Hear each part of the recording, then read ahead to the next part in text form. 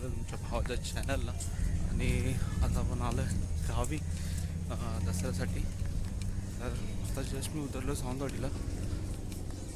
बघूया जायचं आहे घरी, काय भेटते बघायचं आहे एस टी किंवा काय त्या हिशोबाने.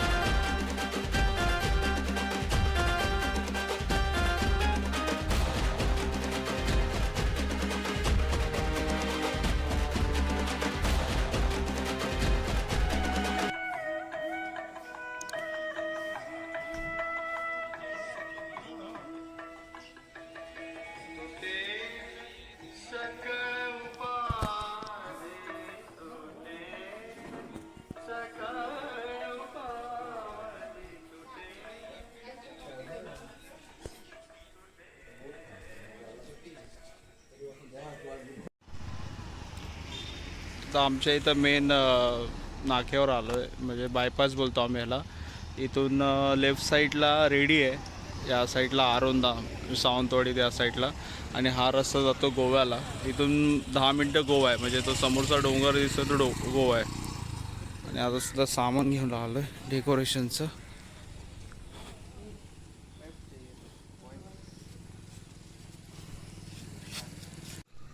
सेम यही साइज का, यही साइड का 2 फुट देना,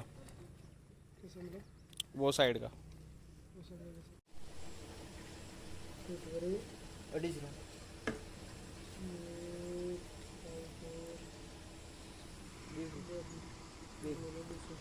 सगळं सामान घेतलं डेकोरेशनचं. चाललोय घरी. आज डेकोरेशनला चालू करायचं, 2 दिवस झालं पाहिजे. ते कापूस पडता काय रे.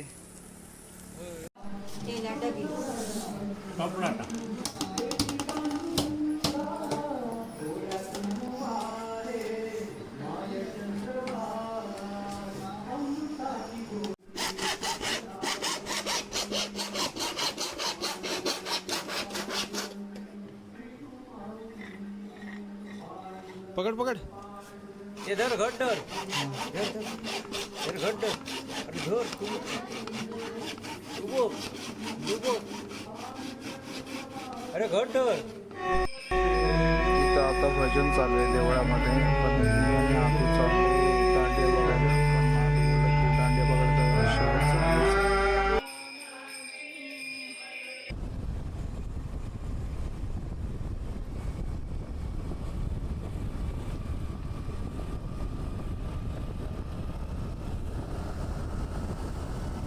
अच्छा तो जादू आ गए थे.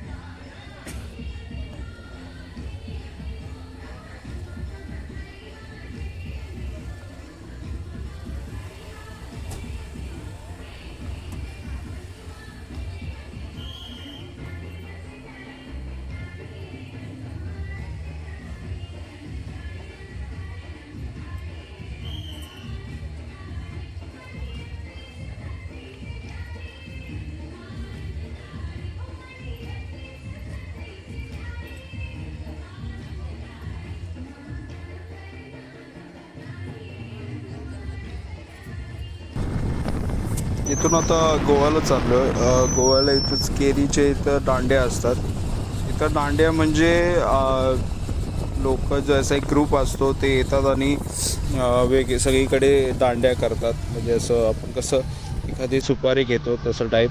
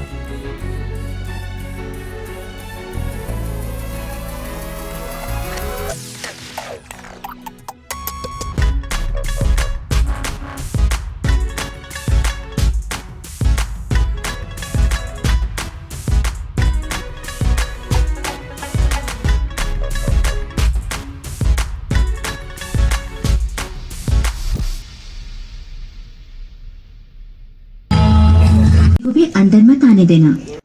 आप चिंता ना करें।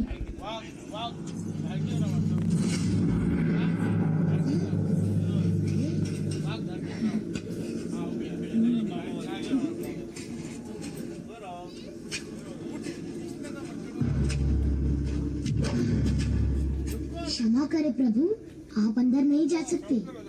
नन्हे बालक, तुम कौन हो और मेरा रास्ता क्यों रोक रहे हो?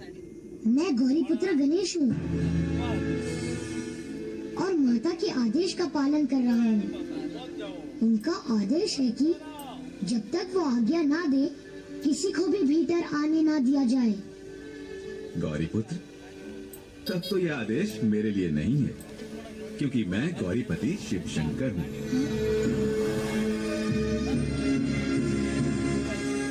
द्वार से हट जाओ बालक। कदापि नहीं, जब तक माँ आज्ञा नहीं देती मैं किसी को भी भीतर जाने नहीं दूंगा। जिद मत करो नादान बालक, सामने से हट जाओ। ये असंभव है। देखो, तुम मेरे क्रोध को नहीं जानते। रास्ता छोड़ो, वरना परिणाम अच्छा नहीं होगा। परिणाम चाहे जो भी हो, सूर्य पश्चिम से निकल सकता है, चंद्रमा अपना मार्ग बदल सकता है, पर मैं अपने धर्म के मार्ग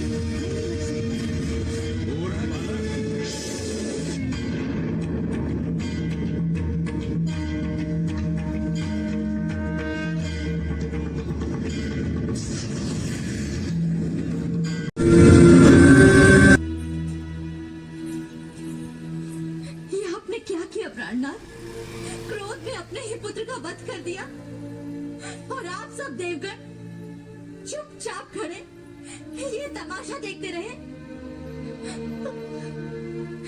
किसी को इस नादान बालक पर दया नहीं आई?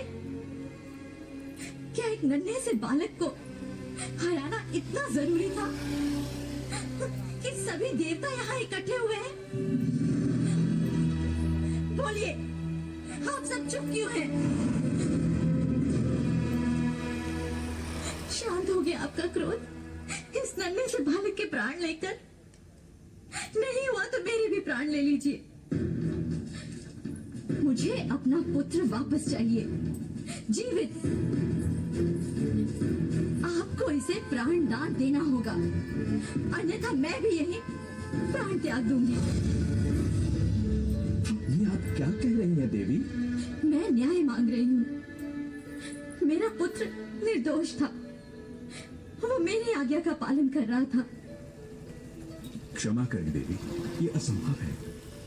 तो मेरा जीवित रहना भी असंभव है। यदि इसी समय मेरे पुत्र को पुनर्जीवित नहीं किया गया तो मैं भी प्राण त्याग दूंगी। आपने क्रोधवश अपने ही पुत्र का वध कर दिया भोलेनाथ। अब आपको देवी पार्वती का आग्रह स्वीकार कर बालक गणेश को जीवन दान देना ही होगा, अन्यथा उनकी क्रोध की अग्नि सारी सृष्टि को तहस नहस कर देगी। वास्तव में देवी पार्वती का आग्रह अनुचित नहीं है। क्रोध में आपने जो अनुचित कार्य किया है उसका यही प्रायश्चित हो सकता है भोलेनाथ। अहंकार त्याग कर देवी पार्वती की प्रार्थना स्वीकार कीजिए भोलेनाथ। ये संभव नहीं है। मेरे शस्त्र के प्रहार से जो सर धड़ से अलग हो गया वो फिर से जोड़ा नहीं जा सकता।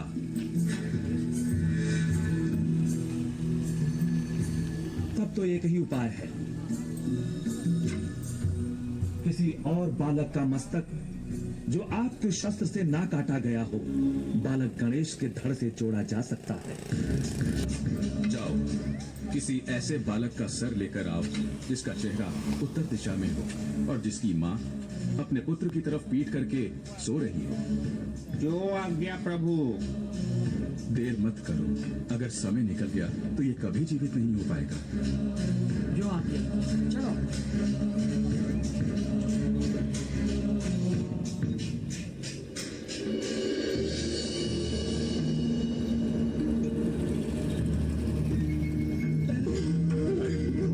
ये क्या लिया? प्रभु, आपने जो आदेश दिया था उसके अनुसार यही एक बालक मिला। हम उसका मस्तक ले आए हैं। गज का मस्तक? सोचने का समय नहीं है भोलेनाथ। इसी मस्तक को जोड़कर बालक गणेश को जीवित करो।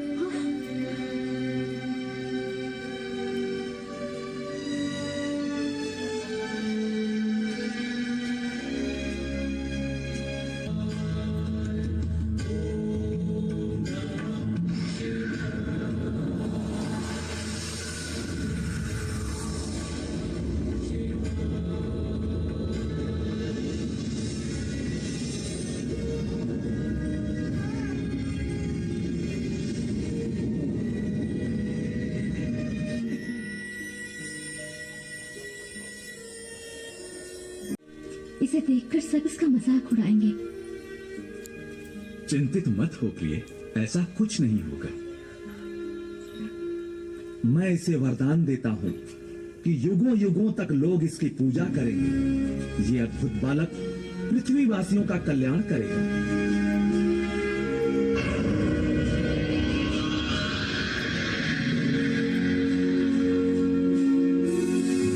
मैं इसे वरदान देती हूँ कि जब भी कोई शुभ कार्य होगा तो सबसे पहले गणेश का पूजन किया जाएगा।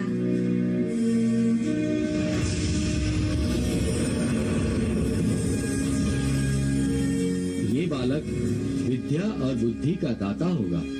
हर मंदिर और घर में इसकी स्थापना की जाएगी। लोग इसे हमेशा लड्डुओं का भोग लगाएंगे।